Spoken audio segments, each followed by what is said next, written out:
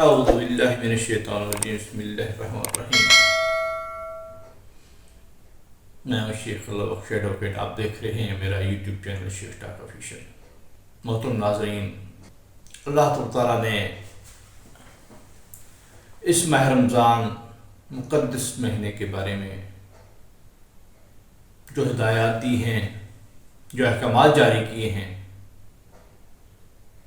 ان کے بارے میں انشاءاللہ اس سلسلے میں بات ہوا کرے گی۔ اعوذ باللہ من الشیطان الرجیم بسم اللہ الرحمن الرحیم۔ یا ایہا الذین آمنوا کتب علیکم الصیام کما کتب علی الذین من قبلکم لعلکم تتقون۔ ایام معدودات فمن کان منکم مریضا او علی سفر فعدۃ من ایام اخر وعلی الذین یطیقونہ فدیۃ طعام مسکین فمن تطوع خیرا فہو خیر لہ وان تصوموا خیر لکم ان کنتم تعلمون۔ صدق اللہ العلی العظیم۔ یہ میں نے آپ کے سامنے سورہ بقرہ کی آیات 183 اور 84 کی تلاوت کی۔ اس میں اللہ تعالیٰ حکم دیتا ہے کہ اے لوگوں جو ایمان لائے ہو، تم پر روزے فرض کر دیے گئے ہیں جیسا کہ تم سے پہلی امتوں پر فرض کیے گئے تھے۔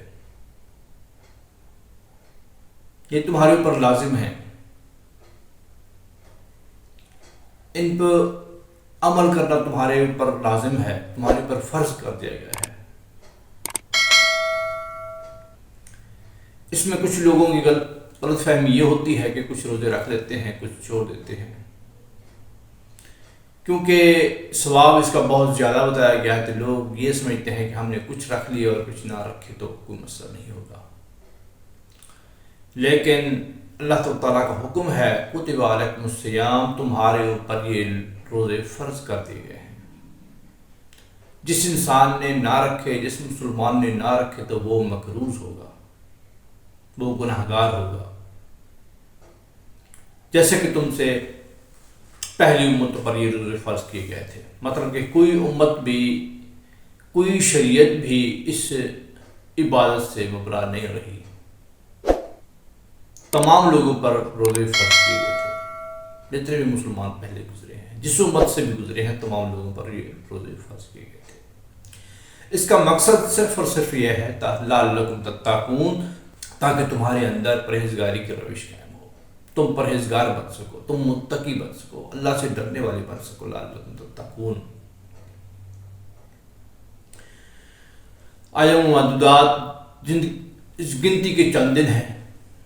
فمن کان منکم مریضا او علی سفر فعدۃ من ایام اخر۔ تم میں سے اگر کوئی مریض ہے، کسی بیماری میں مبتلا ہے، یا سفر پہ گیا ہوا ہے، سفر کی تکالیف میں مبتلا ہے، سفر کی مصیبتوں میں گھرا ہوا ہے،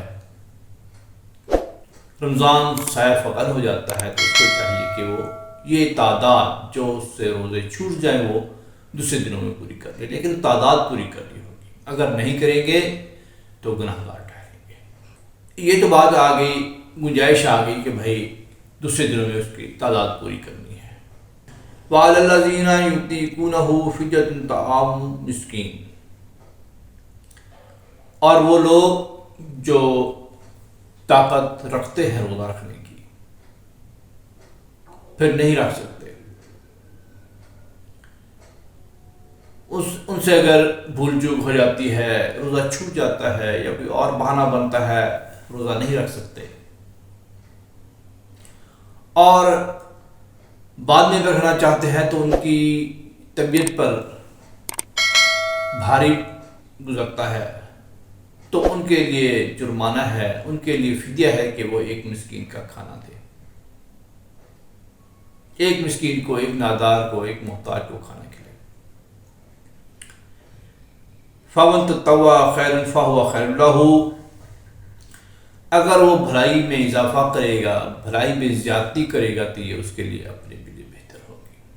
مطلب یہ ہے کہ اگر وہ ایک سے زیادہ لوگوں کو کھانا کھلائے گا یا ایک مسکین کو کئی مرتبہ کھانا کھلائے گا تو یہ اس کے اپنے لیے بہتر ہوگا، ورنہ پابندی ایک مسکین کو کھانا کھلانا ہے۔ اس سب کے باوجود اللہ تعالیٰ کا حکم ہے، اللہ تعالیٰ کی ایک خواہش ہے، صلاح ہے کہ بھائی تمہارے لیے بہتر تو یہ ہوگا کہ تم روزہ رکھو۔ جب تک روزہ نہیں رکھو گے تمہارے اندر تقویٰ پیدا نہیں ہوگا۔ تقویٰ تب پیدا ہوگا جب تم روزہ رکھو گے، کیونکہ روزہ جسم کی زکوٰۃ ہے۔ نبی مہربان صلی اللہ علیہ وسلم نے شعبان کی آخری تاریخ کو خطبہ دیتے ہوئے فرمایا، اے لوگو، تم پر ایک بہت عظمت اور برکت والا مہینہ صائف وغیرہ ہونے والا ہے۔ یہ وہ مہینہ ہے جس کی ایک رات 1000 مہینوں سے بہتر ہے، جس کے روزے تم پر فرض کر دیے گئے ہیں، جس کا قیام اللیل تمہارے لیے نفل کر دیا گیا ہے۔ تم میں سے اگر کوئی اس مہینے میں اپنی خوشی سے نیک عمل کرے گا تو اس کو فرض کے برابر ثواب ملے گا، اور جو فرض ادا کرے گا دوسرے دنوں میں اس کو 70 فرضوں کے برابر ثواب ملے گا۔ نبی مہربان صلی اللہ علیہ وسلم نے ایک اور حدیث میں فرمایا، جس نے روزہ رکھ کر جھوٹ بولنا اور جھوٹ پر عمل کرنا نہ چھوڑا، اللہ تعالیٰ کو اس کے بھوکا رہنے کی اور پیاسا رہنے کی کوئی حاجت نہیں ہے۔ مطلب یہ ہے کہ روزہ رکھتے ہوئے ان چیزوں کا خاص خیال رکھا جائے، ورنہ اللہ تعالیٰ کو کسی کو بھوکا رکھنا یا پیاسا رکھنا یہ بالکل پسند نہیں۔ مقصد روزے کا صرف اور صرف یہ ہے کہ بھوک پیاس برداشت کر کے تقویٰ اختیار کیا جائے، برائی سے دور رہا جائے، نیکی کے لیے بڑھ چڑھ کر حصہ لیا جائے۔ حضرت محمد مصطفیٰ صلی اللہ علیہ وسلم نے فرمایا ایک اور حدیث میں کہ جس شخص نے ایمان کی کیفیت اور احتساب سے روزے رکھے اس کے پچھلے گناہ سارے معاف کر دیے جائیں گے۔ مطلب کہ وہ ایک نئے حساب کتاب کے ساتھ شوال میں داخل ہوگا، اس کے پچھلے گناہ معاف کر دیے جائیں گے اور ثواب میں بے انتہا اضافہ کر دیا جائے گا۔ ترمذی کی حدیث ہے، اس میں آتا ہے، اس میں ماہ رمضان کی افادیت کے بارے میں فرمایا گیا ہے کہ جس انسان کا روزہ رمضان میں چھوٹ گیا، اس کی اگر وہ قضا رکھنا چاہے تو پوری عمر میں بھی اس کی قضا کمپلیٹ نہیں کر پائے گا۔ رمضان کے روزے کی بہت اہمیت ہے۔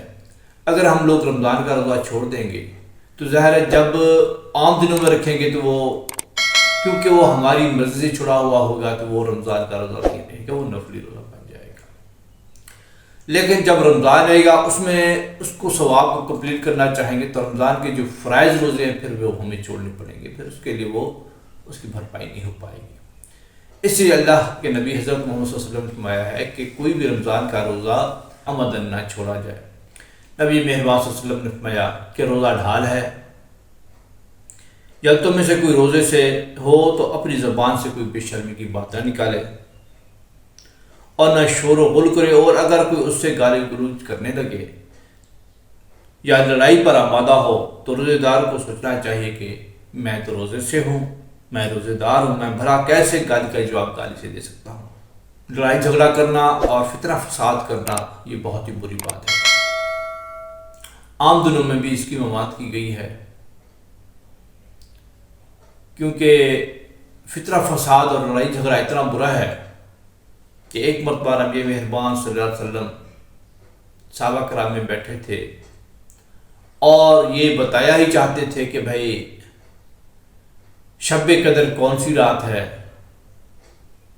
تو اللہ کے نبی خاموش ہو گئے۔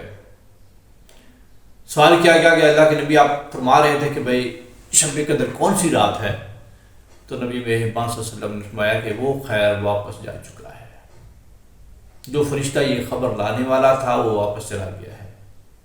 عرض کیا گیا کہ اللہ کے نبی کیوں واپس چلا گیا؟ کہ مدینے کے فلاں کونے میں کچھ لوگ جھگڑ پڑے آپس میں۔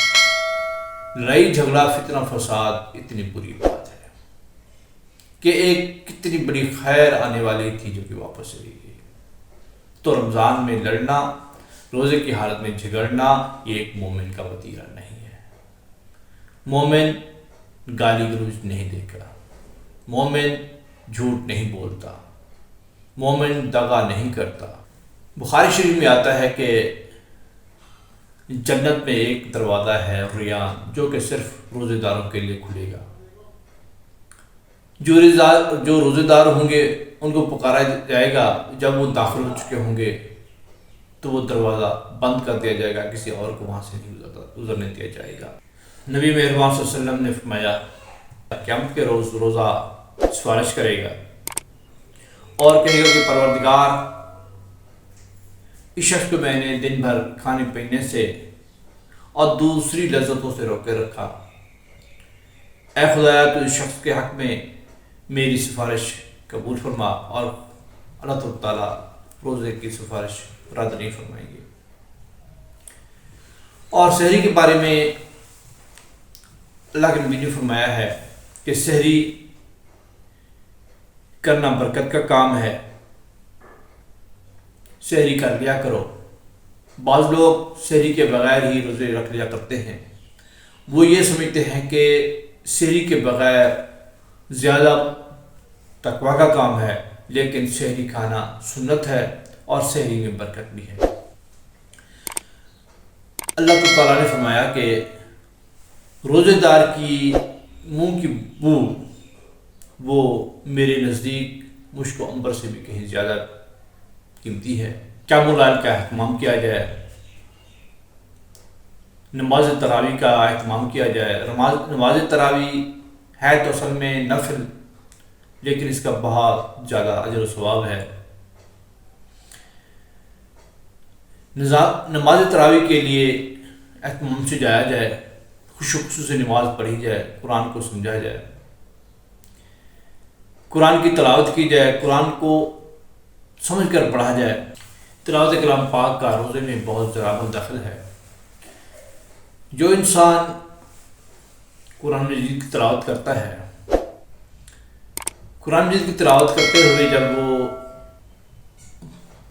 ایک لفظ پڑھتا ہے جیسے الف لام میم، تو اس کو ہر حرف پر 10 نیکیاں ملتی ہیں۔ حرف سے مراد یہ ہے کہ الف لام میم یہ 3 حروف ہیں، اور رمضان کے مہینوں میں ان کا اجر جو 70 گنا بنا دیا جاتا ہے۔ اگر انسان رمضان میں قرآن مجید کی تلاوت کرتا رہے، یقیناً وہ ایک بہت بڑے ثواب کا حقدار بن جائے گا۔ اور اسی طرح ہی اگر وہ شب قدر کو ڈھونڈنے کی کوشش کرے، اگر وہ پا لیتا ہے تو بھی ٹھیک، اور اگر نہیں پا سکتا تو بھی اس کو اجر و ثواب مل جائے گا، کیونکہ نبی مہربان صلی اللہ علیہ وسلم نے فرمایا ہے کہ انما الاعمال بالنیات، جو اعمال کا دار و مدار ہے وہ نیتوں پر ہے۔ جس انسان نے نیک نیتی سے کوئی عمل شروع کر دیا، یقیناً اس کو پائے گا۔ رمضان میں قرآن کو سمجھنے کا اہتمام کیا جائے۔ لوگوں نے، خاص طور پہ علماء کرام نے، یہ ایک بہت ہی عجیب و غریب بیان چھوڑا ہوا ہے کہ قرآن کو عام آدمی نہیں سمجھ سکتا۔ پر اگر عام آدمی نہیں سمجھ سکتا تو پھر یہ تراجم کیے ہی کیوں گئے تھے؟ فرماتے ہیں کہ قرآن کو پڑھنے کے لیے 18 علوم کی ضرورت پڑتی ہے۔ میں یہ سوال کرتا ہوں کہ صحابہ کرام کی اکثرت ان پڑھ تھی، چند لوگ ہی تھے جو صرف لکھنا اور پڑھنا جانتے تھے۔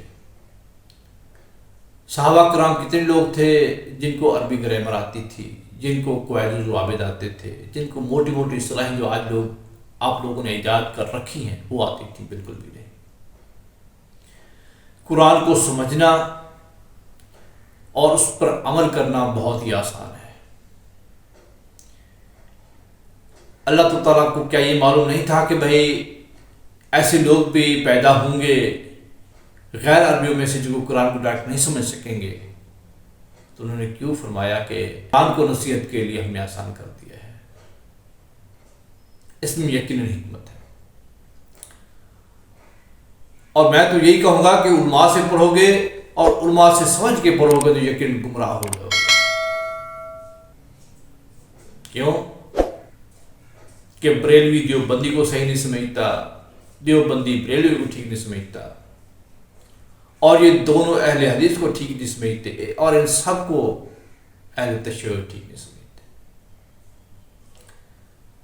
اور اگر یہ سارے ٹھیک نہیں ہیں تو پھر درست کون ہے؟ درست یقیناً وہی ہے جو قرآن اور سنت کو مانتا ہے، قرآن کو خود سمجھ کر پڑھتا ہے، احادیث کو خود سمجھ کر پڑھتا ہے۔ ہاں علماء سے رہنمائی لی جائے، لیکن علوم کی حد تک، اور وہ بھی خیال رہے کہ ایک سے زیادہ علماء سے استفادہ کیا جائے۔ اس سب کے باوجود قرآن اور احادیث کو خود پڑھیں۔ جب آپ پڑھیں گے، جب آپ قرآن کو ڈائریکٹ تلاوت کرنا ہی مطلب یہ ہے سمجھ کر پڑھنا، صرف طوطے کی طرح پڑھ لینا یہ تلاوت نہیں ہے۔ کبھی خواب خیال میں مت رہے گا کہ ہم تلاوت کر رہے ہیں۔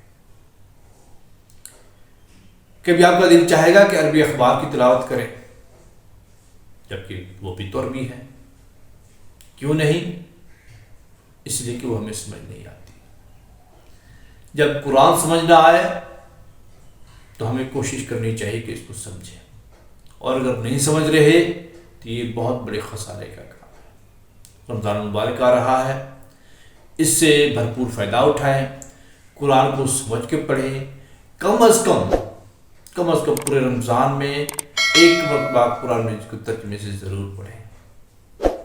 اگر یہ پڑھیں گے تو تمام مسالک سے بالاتر ہو کر آپ حقیقی مسلمان بن جائیں گے، اور خدا کو حقیقی مسلمان کی ضرورت ہے، نہ کہ اس گندے معاشرے میں لتھڑے مسلکی لوگوں کی ضرورت ہے، جنہوں نے اپنے اپنے مسالک کو کمپلیٹ دین بنا لیا ہے۔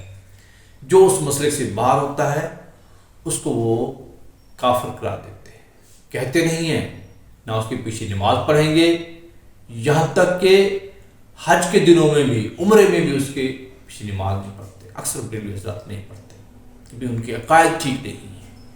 اس بابرکت مہینے میں خدا سے گڑ گڑا کے معافی مانگیں، اپنے گناہوں کو معاف کروائیں، جیسے کہ اللہ کے نبی حضرت محمد صلی اللہ علیہ وسلم نے فرمایا ہے کہ جس انسان نے رمضان المبارک کا مہینہ پایا، اپنے آپ کو بخشوا کر معاف نہ کروا لیا یا جنت نہ حاصل کر لی، تو اس پر اللہ کی اور تمام فرشتوں کی لعنت۔ تو نبی محمد صلی اللہ علیہ وسلم نے فرمایا کہ میں نے کہا آمین۔